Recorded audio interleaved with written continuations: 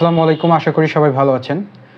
বিগত কয়েকদিন ধরে আমরা যে নিউজ পাচ্ছি তাতে ইসরায়েল এবং গাজার যে ইস্যুটা নিয়ে বিগত কয়েক মাস ধরে, কয়েক বছর ধরে চলে আসতেছে, সেটা আবারও যেন এখন নতুন রূপ ধারণ করলো। নতুন রূপ ধারণ করলো তো করলো, এমনভাবে রূপ ধারণ করলো যেটা স্বাভাবিক সুস্থ মানুষ বা সুস্থ মস্তিষ্কের মানুষ সেটা সহ্য করার মতন না। অসংখ্য শিশু, নবজাতক শিশু, নারী যাদেরকে নির্বিচারে হত্যা করা হচ্ছে, যারা বোঝে না, শিশু মানুষ, এখনও মুখের ভাষা ফোটে নাই, যারা নারী আছে, অবলা নারী। এরপরে সাধারণ, অতি সাধারণ গরিব মানুষ, মুসলমান, তাদেরকে নির্বিচারে হত্যা করা হচ্ছে এই ইসরায়েলের পক্ষ থেকে। তো এটা দেখে খুব স্বাভাবিকভাবে আমরা বাঙালি যারা আছি, মুসলমান যারা আছি, তাদের হৃদয়ের স্পন্দন, তাদের হৃদয় জাগ্রত হবে, বিবেক জাগ্রত হবে, খারাপ লাগবে, এটাই স্বাভাবিক একটা ব্যাপার। শুধু আমরাই নয়, পৃথিবীর যে সমস্ত দেশ মুসলমান, যে সমস্ত দেশ শুধু মুসলমানরা নয়, কথাটা বলা ভুল হবে, যারা বিবেক ধারণ করে, মস্তিষ্ক ধারণ করে, তারা অবশ্যই নিঃসন্দেহে মানুষ হত্যা করাকে ঘৃণা করবে, এটাই স্বাভাবিক। কোনো মানুষ বা কোনো ধর্মের মানুষ হত্যা করা, প্রাণী হত্যা করা, শিশু হত্যা করাকে সাপোর্ট করবে না, এটাই স্বাভাবিক। কিন্তু ইসরায়েল যেন কোনো কিছুর তোয়াক্কা না করে তারা এই গর্হিত কাজ করেই যাচ্ছে। তো আমরা বরাবরের মতন সবসময়ের জন্য কোনো একটা জায়গায় যদি নির্যাতিত, নিপীড়িত মানুষের উপর অত্যাচার চালানো হয়, সবসময় পৃথিবী সহ বিভিন্ন দেশ যারা ভালো বোঝে, যাদের মাইন্ড, যারা সভ্য জাতি, তারা একটা প্রতিবাদ জানায়, তারা নিন্দা জানায়, এটাই হয়ে আসে, এটাই হয়। বরাবরের মতন আমরা বাঙালিরাও যারা মুসলমান আছি, বাংলাদেশ থেকেও বিভিন্ন প্রতিবাদ সভা, আন্দোলনের মাধ্যমে নিন্দা জানাচ্ছি। এই ব্যাপারে আমার পয়েন্ট আছে একটা, প্রত্যেকটা আন্দোলন, প্রত্যেকটা নির্যাতিত, নিপীড়িত মানুষের পক্ষে কথা বলার একটা সিস্টেমেটিক ওয়ে আছে।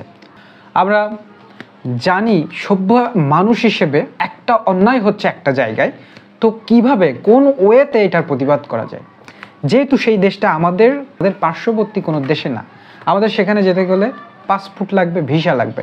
আমরা অস্ত্র নিয়ে কালকেই, আজকে বললাম, আর আবেগের বশে পড়ে চলে যেতে পারবো না যুদ্ধ করতে। সেখানে যেটুকু করা সম্ভব, হিউম্যান মানুষ হিসেবে একটা বিরাট অন্যায় ঘটছে, সেটার বিরুদ্ধে কথা বলতে পারি, এবং যা যা করণীয় আছে, আমি বলছি না এই করব সেই করব, অনেক কিছুই করণীয় থাকে। নিন্দা জানানো, ক্ষোভ জানানো, আমাদের জায়গা থেকে তাদের পণ্য বয়কট থেকে শুরু করে বেশ কিছু ওয়ে আছে, যেটার মাধ্যমে আমরা এই যে টোটাল ঘটনাটা, গর্হিত কাজের একটা কি বলে প্রতিবাদ করতে পারি, আমরা নিন্দা জানাতে পারি, তাদের বিরুদ্ধে সোচ্চার হয়ে কথা বলতে পারি।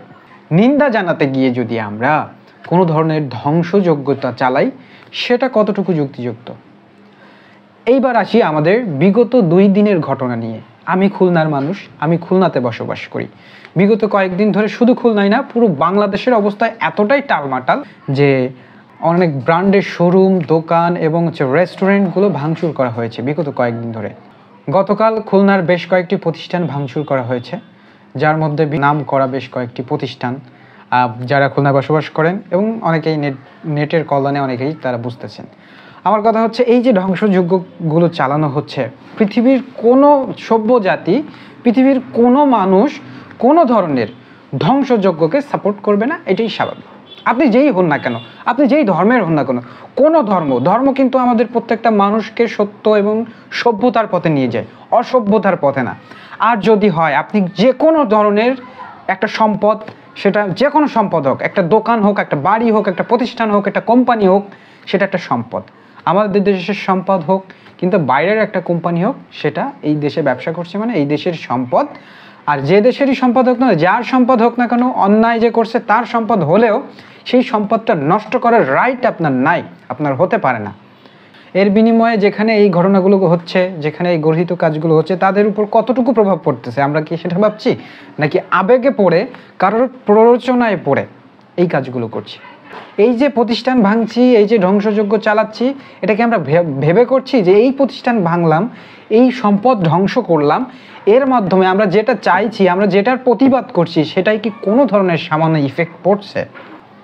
সেকেন্ড কথা, এই যে প্রতিষ্ঠানগুলোই কাজ করে, আমি মানলাম সেটা বিদেশি একটা কোম্পানি, বিদেশি প্রতিষ্ঠানগুলো এখানে ব্যবসা করে, কিন্তু কাজ করে কারা?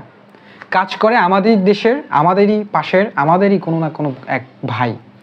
এখান থেকেই সে একটা আর্নিং করে এবং সেই আর্নিং দিয়েই তার ফ্যামিলির মুখে ভাত তুলে দেয়।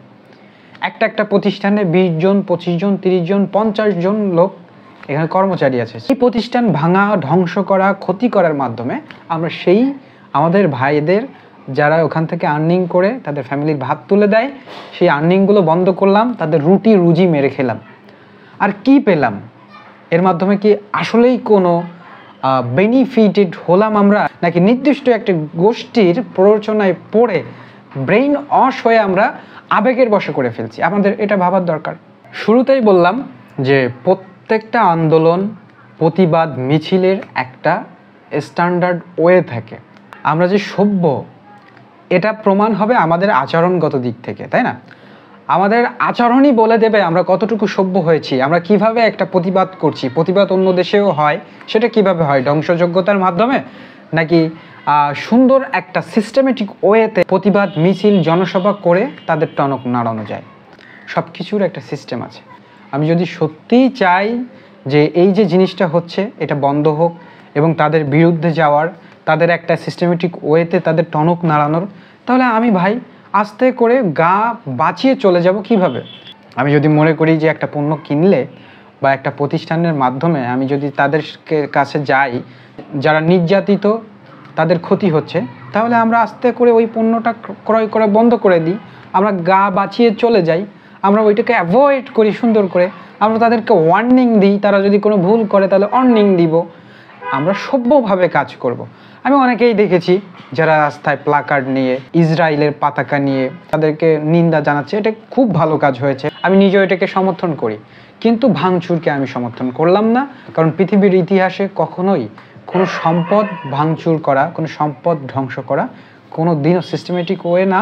আর এটার মাধ্যমে কোনো কিছু অর্জনও করা সম্ভব হবে বলে মনে করি না। এটা শুধুই আবেগে পড়ে আমরা করছি। আমরা যদি সিস্টেমের মধ্যে আসি যে আমরা এই কর্মপন্থা অনুযায়ী কাজ করে যাব, যাতে তাদের কিছু হয়, তাদের হেল্প হয়, তাদের পাশে দাঁড়াতে পারবো, তাহলে সুস্থ মস্তিষ্কে আমরা চিন্তা ভাবনা করব। আমার মতের সাথে আপনার মত মিলতেও পারে, নাও মিলতে পারে। যদি আমি কিছু ভুল বলে থাকি আমাকে আমার ভুলটি ধরিয়ে দিবেন যে ভাই আপনি এইটা ভুল বলেছেন। তো ভালো থাকবেন, সুস্থ থাকবেন সবাই। আল্লাহ হাফেজ।